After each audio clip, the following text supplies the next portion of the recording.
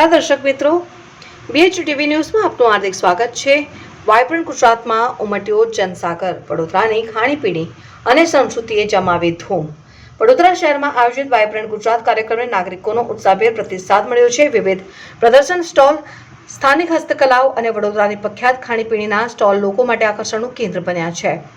વડોદરા શહેરમાં યોજાયેલા વાઇબ્રન્ટ ગુજરાત કાર્યક્રમમાં મોટી સંખ્યામાં લોકો ઉમટી પડ્યા હતા।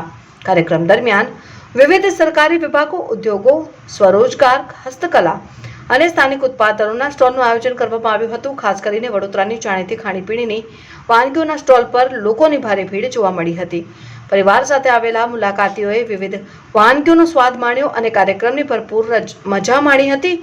રિપોર્ટર સન્મુખ જ્ઞાનચંદાણી, મનમોહન, વડાપાવ। અમારી ચેનલને લાઈક કરો, સબસ્ક્રાઇબ કરો।